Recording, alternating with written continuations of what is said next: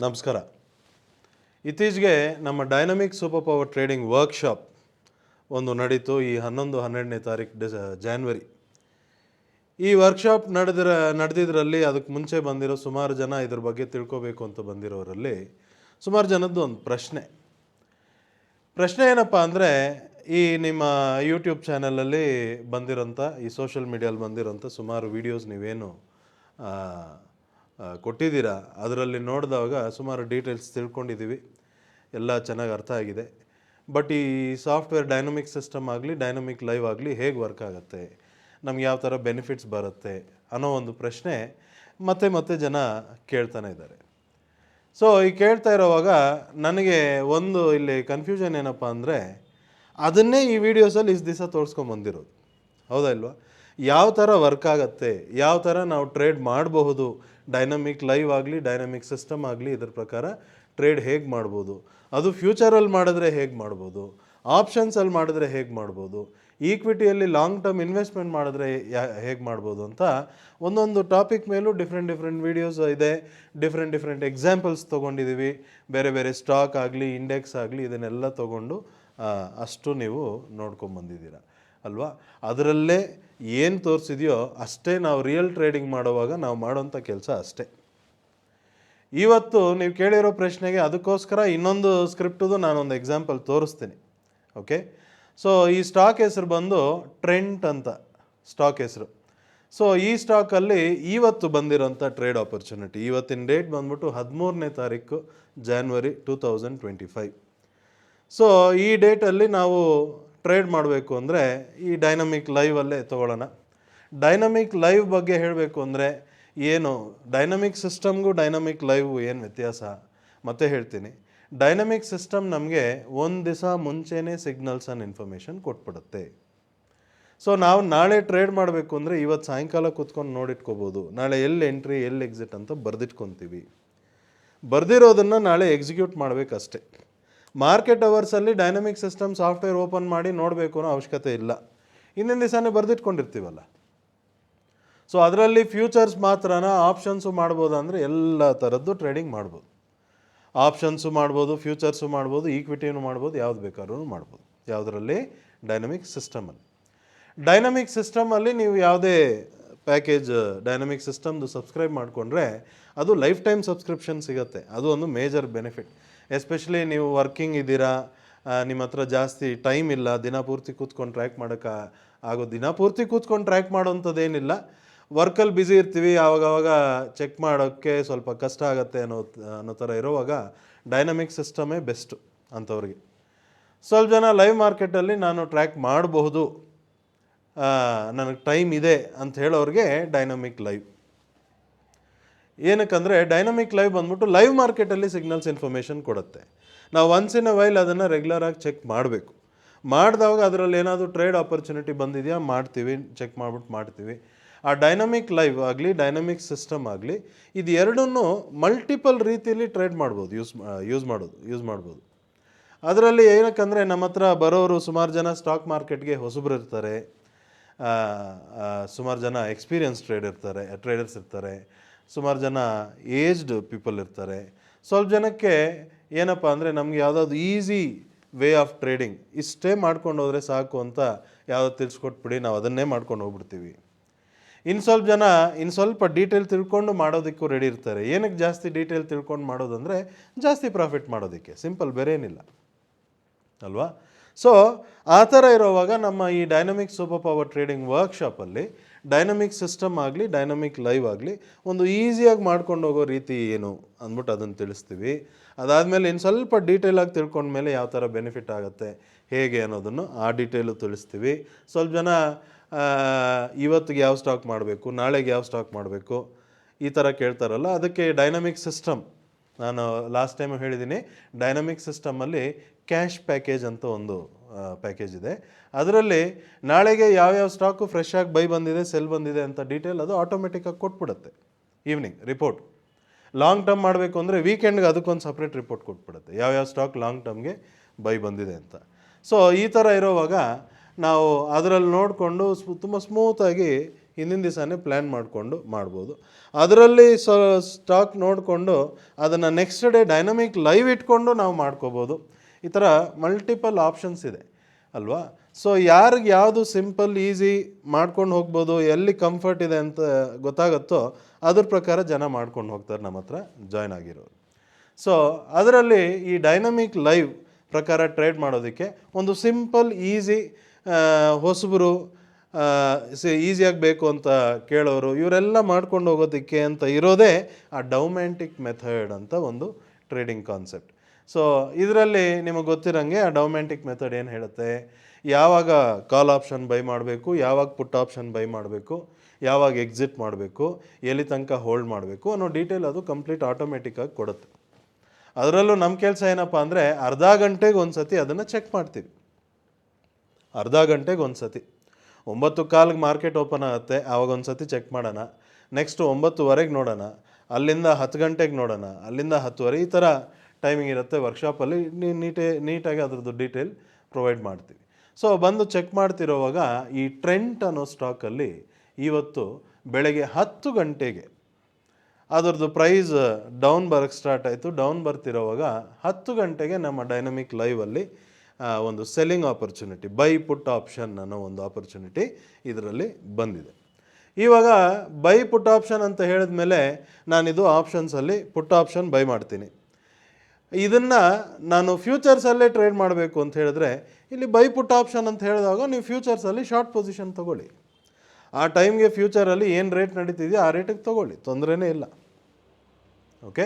So 10 ಗಂಟೆಗೆ ಇದು by put option ಅಂತ ಹೇಳಿದಾಗ ಅಲ್ಲಿ ಒಂದು strike price, put option strike price ಇವತ್ತು 13ನೇ ತಾರೀಕು ಡೇಟು, ಹಾಗಾಗಿ 6500 ಸ್ಟ್ರೈಕ್ ಪ್ರೈಸನ್ನು ನಾವು ಚೆಕ್ ಮಾಡಿರ್ತೀವಿ. ಚೆಕ್ ಮಾಡಿದಾಗ 10 ಗಂಟೆಗೆ ಇದರದ್ದು ಪ್ರೀಮಿಯಮ್ ಬಂದು 230 ರುಪೀಸ್ ನಡೀತಿದೆ. ಇದರದ್ದು ಪುಟ್ ಆಪ್ಷನ್ದು ಪ್ರೀಮಿಯಮ್. ಸೊ ಈ ಟ್ರೆಂಟ್ ಅನ್ನೋ ಸ್ಟಾಕನ್ನು ನೀವು ಫ್ಯೂಚರ್ಸ್ ಆ್ಯಂಡ್ ಆಪ್ಷನ್ಸಲ್ಲಿ ಟ್ರೇಡ್ ಮಾಡಿದ್ರೆ ಅದರದ್ದು ಲಾಟ್ ಸೈಜ್ ಬಂದ್ಬಿಟ್ಟು 100 ಇದೆ. 100 ಲಾಟ್ ಸೈಜು 230 ರುಪೀಸ್ ಪ್ರೀಮಿಯಮ್ ಅಂದರೆ 23,000 ರೂಪಾಯಿ ಇನ್ವೆಸ್ಟ್ಮೆಂಟ್, ಕರೆಕ್ಟ್ ಅಲ್ವಾ. ಸೊ ಅಷ್ಟು ಇನ್ವೆಸ್ಟ್ಮೆಂಟ್ ಮಾಡಿ ಈ ಪುಟ್ ಆಪ್ಷನ್ನ ನಾವು ತೊಗೊಂಡಿರ್ತೀವಿ. ಅಲ್ಲಿಂದ ಏನಾಯಿತು ಅಂದರೆ ನಾನ್ ಸ್ಟಾಪ್ ಅದರದ್ದು ಪ್ರೈಸ್ ಕಂಟಿನ್ಯೂಸ್ ಆಗಿ ಡೌನ್ ಬರ್ತಾ ಬಂದ್ಬಿಟ್ಟಿದೆ.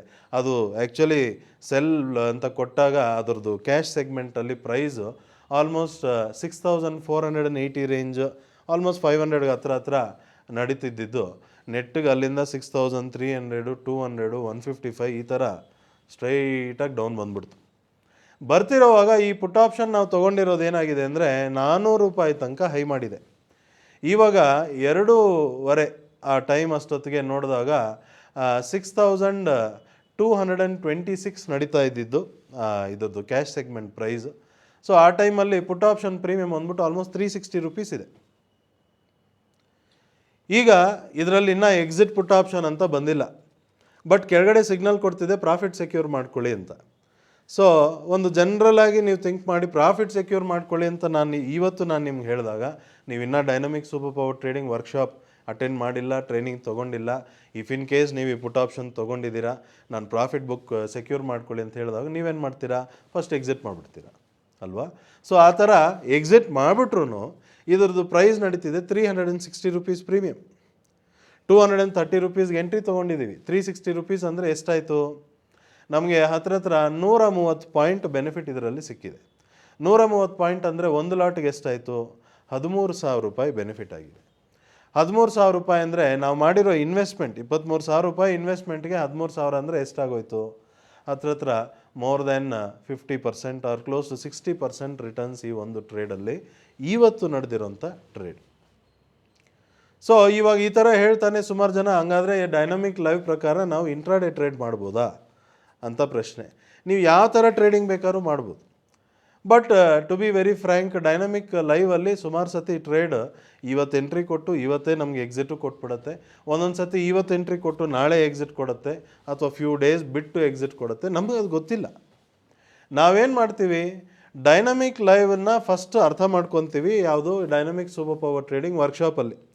ಅದರಲ್ಲಿ ಡೈನಮಿಕ್ ಲೈವ್ ಅದರೊಳಗಡೆ ಏನೆಲ್ಲ ಇನ್ಫಾರ್ಮೇಷನ್ ಇದೆ, ಆ ಇನ್ಫಾರ್ಮೇಷನ್ನ ನಾನು ಹೇಗೆ ಅರ್ಥ ಮಾಡ್ಕೊಳ್ಳಿ, ಅದ್ರ ಪ್ರಕಾರ ಎಲ್ಲಿ ಎಂಟ್ರಿ ತೊಗೋಬೇಕು, ಎಲ್ಲಿ ಎಕ್ಸಿಟ್ ಮಾಡಬೇಕು ಅನ್ನೋ ಡೀಟೇಲು ಆ 2 ಡೇಸ್ ಟ್ರೈನಿಂಗಲ್ಲಿ ಕಂಪ್ಲೀಟಾಗಿ ಅರ್ಥ ಮಾಡ್ಕೊಂಡಾದಮೇಲೆ ಅದರಲ್ಲಿ ಈ ಡೌಮ್ಯಾಂಟಿಕ್ ಮೆಥಡ್ ಪ್ರಕಾರ ಇದರಲ್ಲಿ ಬರೋಂಥ ಇನ್ಫಾರ್ಮೇಷನ್ ಇಟ್ಕೊಂಡು ಟ್ರೇಡ್ ಮಾಡೋದು ಹೇಗೆ ಅನ್ನೋದು ಅದರಲ್ಲಿ ತಿಳಿಸ್ತೀವಿ. ಅದ್ರ ಪ್ರಕಾರ ಮಾಡ್ಕೊಂಡು ಹೋಗೋದು ಹೇಗೆ ಅಂತ ಎಲ್ಲ ಅರ್ಥ ಆದಮೇಲೆ ನೀವು ರಿಯಲ್ ಟ್ರೇಡಿಂಗ್ ಬರೋವಾಗ ನಿಮ್ಮ ಕೆಲಸ ಏನು, ಸಿಗ್ನಲ್ ಬಂತಾ ಅಂತ ಕಾಯಬೇಕು.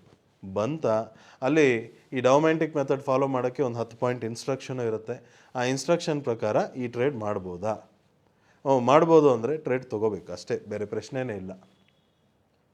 ಟ್ರೇಡ್ ತೊಗೊಂಡಾಯ್ತಾ, ಇವಾಗ ಇನ್ಸ್ಟ್ರಕ್ಷನ್ ಪ್ರಕಾರ ಎಲ್ಲಿ ಎಕ್ಸಿಟ್ ಮಾಡೋಕ್ಕೆ ಹೇಳಿದೆ, ಎಲ್ಲಿ ಪ್ರಾಫಿಟ್ ಸೆಕ್ಯೂರ್ ಮಾಡೋಕ್ಕೆ ಹೇಳಿದೆ, ಯಾವ ಥರ ಪ್ರಾಫಿಟ್ ಸೆಕ್ಯೂರ್ ಮಾಡಬೇಕು ಅನ್ನೋದು ಈ ಟ್ರೈನಿಂಗಲ್ಲಿ ತರಿಸಿರ್ತೀವಲ್ಲ ಅದ್ರ ಪ್ರಕಾರ ಮಾಡ್ಕೊಂಡು ಹೋಗ್ಬಿಟ್ರೆ ಸಾಕು. ರಿಯಲ್ ಟೈಮ್ ಟ್ರೇಡಿಂಗ್ ನೀವು ಟ್ರೇಡ್ ಮಾಡ್ತಿರೋವಾಗ ನಿಮ್ಮ ಕೆಲಸ ತುಂಬ ಈಸಿ. ನೀವು ಎಫರ್ಟ್ ಹಾಕಬೇಕಾಗಿರೋದು ಟ್ರೇಡ್ ಮಾಡೋವಾಗಲ್ಲ, ಟ್ರೇಡ್ ಮಾಡೋಕ್ಕೆ ಮುಂಚೆ.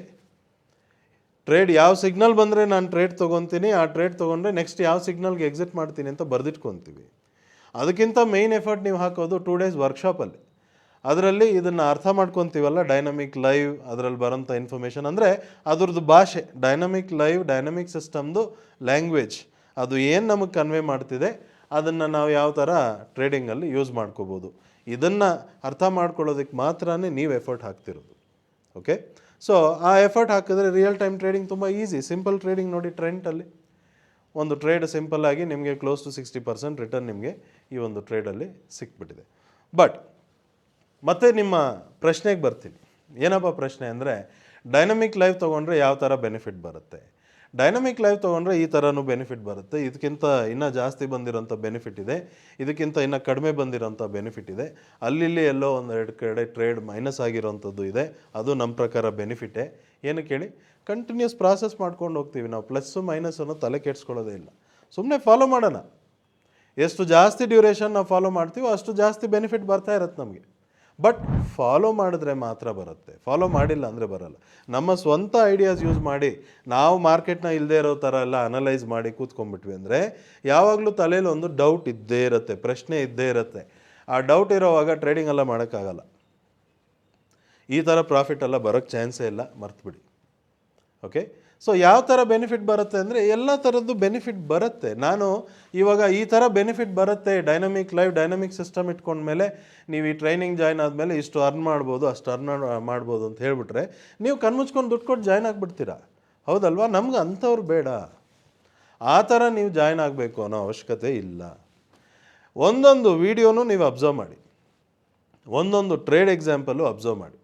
ಅದರಲ್ಲಿ ಈ ಟ್ರೇಡ್ ಏನಕ್ಕೆ ಮಾಡಿದ್ವಿ, ಯಾವ ಥರ ಈ ಸಿಸ್ಟಮಲ್ಲಿ ಇನ್ಫಾರ್ಮೇಷನ್ ಬಂತು, ನಾವು ಯಾವ ಥರ ಟ್ರೇಡ್ ಮಾಡ್ತಾಯಿದ್ದೀವಿ, ನಾವು ಏನು ಡಿಸಿಪ್ಲಿನ್ ಇಲ್ಲಿ ಫಾಲೋ ಮಾಡ್ತಿದ್ದೀವಿ, ಇದೆಲ್ಲ ಒಂದೊಂದು ಹೇಳ್ಕೊಂಡು ಬರ್ತಾ ಇರೋದು ಈ ವಿಡಿಯೋಸಲ್ಲಿ. ಈ ವಿಡಿಯೋಸ್ ಮುಖಾಂತರ ನಾವೇನು ಮಾಡ್ತಾಯಿದ್ದೀವಿ, ನಿಮ್ಮನ್ನು ಎಜುಕೇಟ್ ಮಾಡ್ತಾಯಿದ್ದೀವಿ. ನಾವು ಮಾಡೋಂಥ ಸರ್ವಿಸ್, ನಮ್ಮ ಸರ್ವಿಸಸ್ ಬಗ್ಗೆ, ನಮ್ಮ ಡೈನಮಿಕ್ ಲೈವ್ ಬಗ್ಗೆ, ನಮ್ಮ ಡೈನಮಿಕ್ ಸಿಸ್ಟಮ್ ಬಗ್ಗೆ, ಸ್ಟಾಕ್ ಮಾರ್ಕೆಟ್ ಬಗ್ಗೆ ಪ್ರಾಕ್ಟಿಕಲ್ ರಿಯಾಲಿಟೀಸನ್ನ ನಿಮಗೆ ಎಜುಕೇಟ್ ಮಾಡ್ತಾಯಿದ್ದೀವಿ. ಆ ಒಂದು ಕಮ್ಯುನಿಕೇಷನ್ ನಡೀತಿರೋದ್ರಲ್ಲಿ ನಿಮಗೆ ಅರ್ಥ ಆಗ್ತಾ ನಿಮಗೊಂದು ಪಾಯಿಂಟಲ್ಲಿ ಎಲ್ಲೋ ಕ್ಲಾರಿಟಿ ಸಿಗತ್ತೆ, ಈ ಪ್ರೊಸೀಜರೇ ಕರೆಕ್ಟ್ ಇದೆ. ಸುಮ್ಮನೆ ಆಸೆ ತೋರಿಸಿ ನಿಮ್ಮನ್ನು ಜಾಯಿನ್ ಮಾಡಿಸೋದಕ್ಕೆ ಎಷ್ಟೊತ್ತು ಬೇಕಾಗಲ್ಲ, ಬಟ್ ಅಂಥ ಕೆಲಸ ನಮಗೆ ಬೇಡ. ಓಕೆ, ಸೊ ಕ್ಲಾರಿಟಿ ಇರೋರು ಜಾಯ್ನ್ ಆಗಿ, ಕ್ಲಾರಿಟಿ ಇಟ್ಕೊಂಡು ಜಾಯ್ನ್ ಆದಾಗ ನೀವೇನು ಮಾಡ್ತೀರಾ, ಅಲ್ಲಿರೋದನ್ನು ಫಾಲೋ ಮಾಡ್ತೀರಾ. ಕ್ಲಾರಿಟಿ ಇಲ್ಲದೆ ಸುಮ್ಮನೆ ನಾನೇನೋ ಒಂದು ಹೇಳ್ಬಿಟ್ಟೆ ಅಂದ್ಬಿಟ್ಟು ನೀವು ಕಣ್ಮುಚ್ಕೊಂಡು ಬಂದು ಜಾಯ್ನ್ ಆದರೆ ನೀವು ಖಂಡಿತ ಫಾಲೋ ಮಾಡಲ್ಲ. ನನಗೆ ಆ ಎಕ್ಸ್ಪೀರಿಯನ್ಸ್ ಇದೆ, ನಾನು ನೋಡಿದ್ದೀನಿ ಈ ಟ್ರೈನಿಂಗಲ್ಲಿ. ಓಕೆ, ಸೊ ಆ ಥರ ಇರೋವಾಗ ಏನು ಬೆನಿಫಿಟ್ ಬರುತ್ತೆ, ಎಷ್ಟು ಬೆನಿಫಿಟ್ ಬರುತ್ತೆ ಅದೆಲ್ಲ ಬಿಟ್ಬಿಟ್ಟು ನನಗಿದು ಫಾಲೋ ಮಾಡೋಕ್ಕೆ ಈಸಿ ಇದೆಯಾ, ಫಾಲೋ ಮಾಡ್ತೀನಾ, ಕಮಿಟ್ ಆಗ್ತೀರಾ? ಓಕೆ, ನೀವು ಕಮಿಟ್ ಆಗ್ತೀರಾ? ಇಲ್ಲ ನಾನು ಫಾಲೋ ಮಾಡ್ತೀನಿ, ನನಗೆ ಏನೇ ಗೊತ್ತಿದ್ರು ಮಾರ್ಕೆಟ್ ಬಗ್ಗೆ ಅದನ್ನೆಲ್ಲ ಮರ್ತುಬಿಟ್ಟು ಇದನ್ನು ಕಣ್ಮುಚ್ಕೊಂಡು ಫಾಲೋ ಮಾಡ್ತೀನಿ, ಕಮಿಟ್ ಆಗ್ತೀರಾ? ನೆಕ್ಸ್ಟ್ ಡಿಸೈಡ್ ಮಾಡಿ. ಓಕೆ, ಯಾರೋ ಇವಾಗ ನಾನೇ ನಾಳೆ ಯಾವತ್ತಾದ್ರು ಮರ್ತುಬಿಟ್ಟು ಇಷ್ಟೆಲ್ಲ ಬೆನಿಫಿಟ್ ಬರುತ್ತೆ ಅಂತ ಹೇಳ್ಬಿಟ್ರೆ ಅದೆಲ್ಲ ನಂಬೇಡಿ. ಓಕೆ, ಏನಕ್ಕೆ ಅಂದರೆ ಬೆನಿಫಿಟ್ ನೋಡಿಕೊಂಡು ಜಾಯ್ನ್ ಆಗಿಬಿಡಿ. ರಿಯಲ್ ಪ್ರಾಕ್ಟಿಕಲ್ ಮಾರ್ಕೆಟ್ ಸಿನಾರಿಯೋಗೆ ಈ ಡೈನಮಿಕ್ ಸಿಸ್ಟಮ್, ಡೈನಮಿಕ್ ಲೈವ್ ನಿಜವಾಗ್ಲೂ ನಿಮಗೆ ಕ್ಲಾರಿಟಿ ಕೊಡುತ್ತಾ ಅನ್ನೋದನ್ನು ಫಸ್ಟ್ ಅರ್ಥ ಮಾಡ್ಕೊಳ್ಳಿ. ಅರ್ಥ ಆಯಿತು ಅಂದರೆ ಆವಾಗ ನೀವು ಡೈನಮಿಕ್ ಸೂಪರ್ ಪವರ್ ಟ್ರೇಡಿಂಗ್ ವರ್ಕ್ಶಾಪ್ಗೆ ಖಂಡಿತ ಬಂದು ಜಾಯ್ನ್ ಆಗ್ಬೋದು. ಓಕೆ, ಸೊ ನೀವು ಕೇಳಿರೋ ಪ್ರಶ್ನೆಗೆ ಮತ್ತೆ ಇನ್ನೊಂದು ಸತಿ ನೀಟಾಗಿ ಕ್ಲಾರಿಟಿ ಕೊಟ್ಟಿದ್ದೀನಿ ಅಂತ ಅನಿಸುತ್ತೆ ಅಲ್ವಾ? ನಮಸ್ಕಾರ.